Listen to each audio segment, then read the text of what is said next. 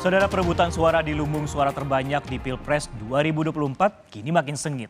Di kandang banteng yakni Jawa Tengah, kini beralih suara kader PDIP yaitu Ganjar Pranowo yang mulai bergeser ke Prabowo Subianto dan secara perlahan ke Anies Baswedan.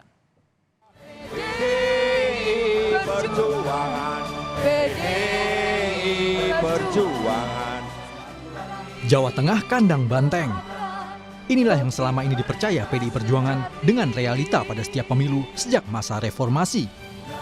Bila dilihat sejarahnya, julukan ini tidak salah.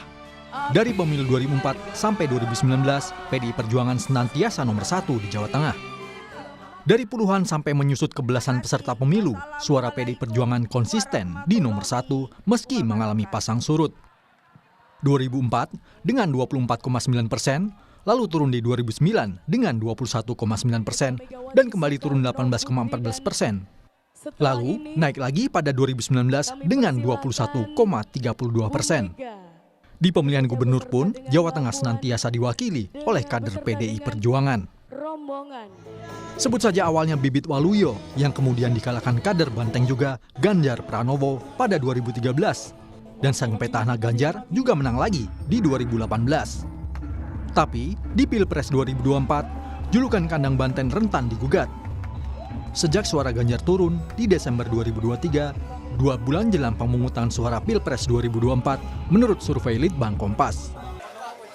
Suara Ganjar pada Agustus 2023 masih 62%. Lalu pada Desember 2023 hilang hampir separuhnya menjadi 31,6%.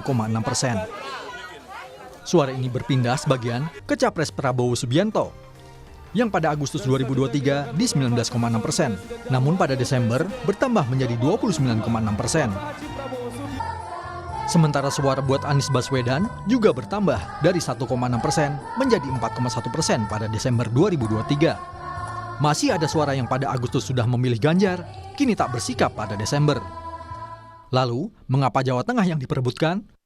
Sebetulnya tak cuma Jawa Tengah yang menjadi target, tapi seluruh provinsi di Pulau Jawa yang jadi lumbung suara terbanyak menurut data Komisi Pemilihan Umum. Pada data KPU, suara di Jawa Tengah ada 28,2 juta pemilih, atau lebih dari 13% dari total pemilih nasional sebanyak 204,8 juta pemilih. Suara ini ada di peringkat 3 terbanyak setelah Jawa Barat dan Jawa Timur. Tak heran bila klaim-klaim dan tekad merebut simpati demi suara sebanyak-banyaknya di provinsi ini terjadi antar 3 pasang Capres-Cawapres 2024. Anies Baswedan, calon presiden nomor urut 1, optimistis bisa merebut banyak suara di Jawa Tengah. Anies menyebut, Jawa Tengah bukan hanya kandang milik satu partai saja. Jawa Tengah ini tempat yang bisa dibilang cukup bervariasi sebetulnya. Tidak hanya kandang satu partai. Mungkin ada beberapa kabupaten yang sangat didominasi oleh satu partai, tapi bukan satu provinsi didominasi oleh satu partai.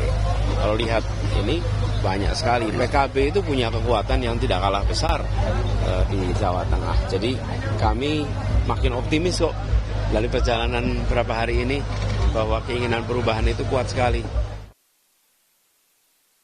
Capres Presiden nomor urut 2 Prabowo Subianto juga yakin merebut suara yang banyak di Jawa Tengah.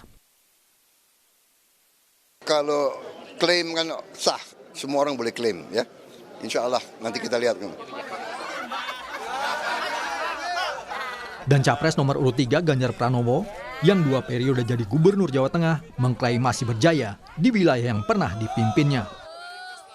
Kita akan menunjukkan nanti di tanggal 14 Februari. Kalau kita melihat soliditas yang ada di teman-teman luar biasa. Biasanya banteng itu makin dicolek, tanduknya makin tajam. Lalu, seberapa serius target para kontestan? Yang sedang di atas angin, Prabowo Gibran, menurut tim suksesnya, berpatokan mendapat suara hingga separuh atau 50%. Pencalonan dari Mas Gibran sebagai cawapres Pak Prabowo otomatis menaikkan angka daripada pemilih di Jawa Tengah. Kepuasan masyarakat Jawa Tengah terhadap Pak Jokowi 80%, dan saya kira peningkatan yang dilakukan oleh survei Kompas itu masih belum maksimal. Targetnya kita memenangkan di Jawa Tengah. Gitu. Kalau dari kami bisa 50% itu sesuatu hal yang sudah bagus. 2019 juga Pak Prabowo itu mempunyai modal 22%. Tim Anies Muhaimin juga percaya diri bisa mencuri suara hingga 40% di Jawa Tengah. Nah, bagi pasangan Amin, justru kami hari ini lebih percaya diri karena memang tema yang Amin bawa, tema perubahan berbeda dengan dua pasang paslon yang ada. Waktu pilkada di Jawa Tengah, Pak Sudirman Said dan Bu Ida Fauzia yang diusung kebetulan memang Gerindra bareng kita, Gerindra, PKB, dan PKS itu suara Pak Dirman 41%. Oke. Nah, oleh sebab itu kami tentu mentargetkan ya kurang lebih antara 30-40%. Sementara buat Ganjar Mahfud, mempertahankan suara mayoritas Jawa Tengah kini sedang dipertaruhkan. Juga jagoan-jagoan kami di Jawa Tengah seperti Pak Bambang Pacul di Yogyakarta, Ibu Desti.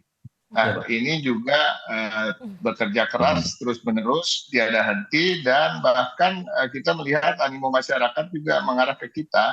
Minat-minat masyarakat yang tadinya juga belum memilih PDIP pun juga menambah. Gitu. Jadi semua masih bisa diperdebatkan. Kami merasa ini masih lahannya kami secara mayoritas, tetapi tentu tidak membuat kami lengah dan tetap aja masukan-masukan dari hasil survei itu tetap menjadi masukan dan evaluasi tentu. Pembuktian kini yang ditunggu. Jurus apa yang dilancarkan untuk mencuri suara di tempat yang dalam 20 tahun terakhir dijuluki kandang banteng alias lumbung suara PDI Perjuangan. Apakah Ganjar dan PDI Perjuangan bisa mempertahankan dominasinya? Atau kini harus berbagi dengan Prabowo dan Anies Baswedan?